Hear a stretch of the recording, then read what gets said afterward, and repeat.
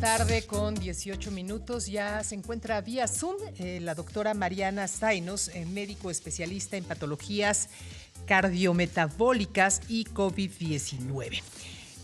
COVID prolongado o de larga duración, nosotros lo conocemos más comúnmente como secuelas, ¿no? Una vez que enfermamos de COVID, pues se han dado a conocer algunas secuelas que deja la enfermedad.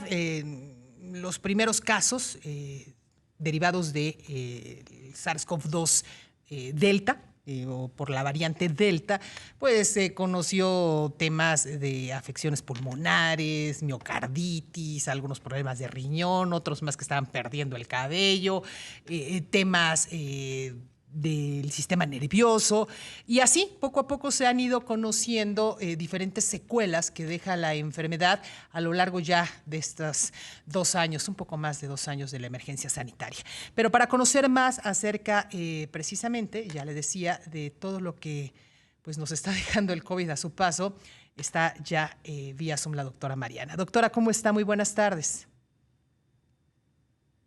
Gracias por la invitación y bueno, un gusto estar con tu audiencia. Efectivamente, cada día sabemos más cosas y también vamos desmintiendo otras que creíamos. Entonces, todo lo que vamos a platicar ahora es lo más actual hasta el día de hoy. Puede ser que mañana todo lo que hoy te diga vaya cambiando porque efectivamente SARS-CoV-2 es un virus que nos ha demostrado durante estos 2 años que no tiene un patrón fijo, que todo lo que sabemos un día al día siguiente ya no lo sabemos, que lo vamos descubriendo, no solo por este tipo de alteraciones que va teniendo el virus y las nuevas variantes que salen, sino por las etiologías de la infección y las distintas pues, complicaciones que genera en agudo y en crónico efectivamente, ¿no? Antes que nada, me gustaría mucho pues justo aclarar esta parte que creo que es un tema de confusión en todas las personas, médicos incluso, en cuanto a las secuelas del COVID, en cuanto al COVID crónico, en cuanto al COVID prolongado, el síndrome post-COVID, todos estos términos los hemos escuchado y no necesariamente son lo mismo. Vamos a diferenciar,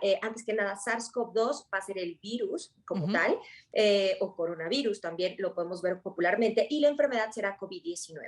Dentro de la enfermedad vamos a tener diferentes clasificaciones, entre ellas vamos a tener, depende su duración, van a ser los síntomas agudos y los síntomas crónicos. Los síntomas crónicos no van a ser las secuelas per se. Los crónicos es cuando la presentación clínica o el cuadro clínico supera las 2 semanas de evolución en el paciente.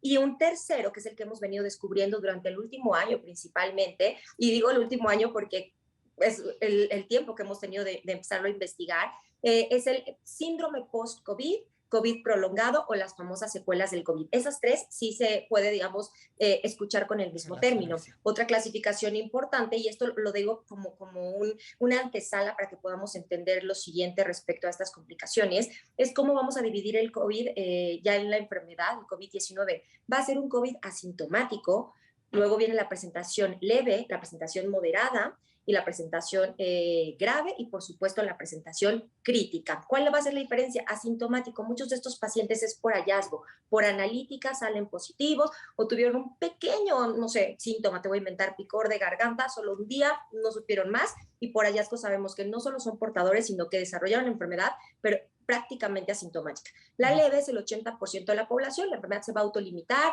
ataca principalmente, aunque no exclusivo, al sistema respiratorio, en infección de vías respiratorias superiores, se autolimita y lo que siempre sabemos, solamente vamos a tratarlo de forma sintomática. Después va a venir el moderado, probablemente este también se trate de forma ambulatoria, pero algunos de estos pacientes ya necesitan, por ejemplo, terapia con oxígeno suplementario, aunque sean dosis pequeñitas. Posteriormente lo vamos a clasificar como el severo, que estos son pacientes que hospitalizamos, donde el tratamiento es completamente distinto. Y en último, o en el escalón más grave, vendría el COVID crítico, que es pues los pacientes que tenemos en la UCI, ¿no? La terapia intensiva. Entonces, ¿por qué te platico todo esto? Porque efectivamente se han desarrollado ahorita muchas confusiones de si soy asintomático, entonces no puedo tener COVID prolongado o síndrome post-COVID, pues ahí está la clave. Y voy a ser muy enfática nuevamente en lo que se sabe hasta hoy, que mañana puede estar cambiando. A nivel internacional, el conocimiento es que aún pacientes con COVID, incluso asintomático o en presentación leve, podrían desarrollar síntomas de COVID prolongado o síndrome post-COVID. Y precisamente hablando de esta diferenciación que está haciendo entre el post-COVID y el COVID largo, ¿cuáles serían los síntomas que podríamos encontrar en cada una de estas características? ¿Qué es lo que el paciente puede presentar una vez que ya tiene un resultado negativo? Excelente, excelente pregunta. Lo primero es que vamos a recordar que el virus es un virus que ataca de forma sistémica, ¿ok? Ujú. Al principio de la enfermedad nos enfocamos a aparato respiratorio, pero en realidad puede inflamar cualquier parte por la zona donde va a atacar el virus, o donde se va a pegar, por así llamar, ¿no? Ujú. Nuestro organismo está diseñado para defenderse siempre de cualquier patógeno, no solamente virus, también bacterias, parásitos, hongos, lo que tú quieras. Una vez que entra este agresor o este patógeno al organismo, vamos a desencadenar un proceso inflamatorio y este se tiene que autolimitar en un paciente pues per se sano, ¿no? En COVID o en SARS-CoV-2 lo que se veía es que era muy difícil limitar este proceso inflamatorio. Entonces se cree una de las teorías, y es importantísimo saber y explicar que es solo teoría, es que estos síntomas son justamente porque este proceso inflamatorio a nivel sistémico principalmente queda perenne o se perpetúa por mucho más tiempo. Entonces estos pacientes, respondiendo a tu pregunta, van a, uno, presentar los síntomas posterior entre los 3 y 6 meses que tuvieron la infección hasta el momento, pero se sabe que pueden ser o aparecer incluso más meses después y cuando tengamos más tiempo de que empezó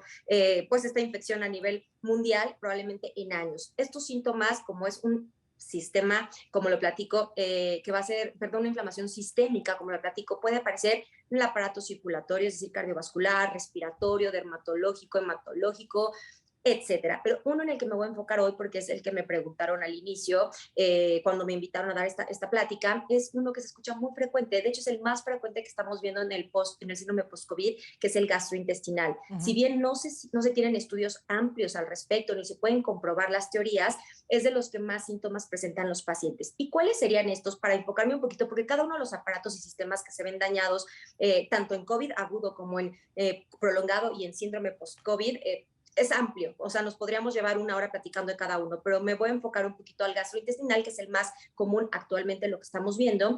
Principalmente el paciente va a presentar hiporexia, es decir, empieza a disminuir el apetito. Como segundo lugar del cuadro clínico son náuseas, fíjate. Entonces el paciente presenta un cuadro nauseoso constante, crónico, perenne, no sabe qué es y es de los más comunes. También enfermedad por reflujo esofágico, llega a tener vómito, que sería como de los menos comunes, distensión abdominal, flatulencias, meteorismo. Estas serían las principales manifestaciones clínicas del COVID prolongado con características clínicas gastrointestinales.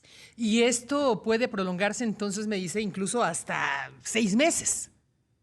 Correcto. De hecho, se cree que puede aparecer entre los 3 y 6 meses. Es decir, como lo platiqué un poquito al inicio, el COVID crónico es el que dura más de los 14 días, pero el COVID prolongado es el que incluso puede desaparecer toda la sintomatología de COVID y 3 a 6 meses después iniciar la sintomatología, Ya. lo cual nos convierte como un reto para el paciente, reto para los médicos, reto para los familiares, ¿no? De pronto hay síntomas tan difusos, como siempre ha sido esta enfermedad de COVID-19, ¿no? La manifestación clínica es realmente muy poco específica, Sí. de tal forma que el paciente se confunde y no sabe lo que tiene y los familiares es como, vaya, Claro, le andarle dicen miles atinando, de sí. soluciones. Correcto, lo mismo los Sí. médicos. Entonces, ese es el verdadero reto diagnóstico que tenemos actualmente. Doctora, el tiempo es muy corto, desafortunadamente. Me quedan 2 minutos, pero sí no quiero dejar de pasar una pregunta que nos envía Consuelo, una persona que nos sigue a través de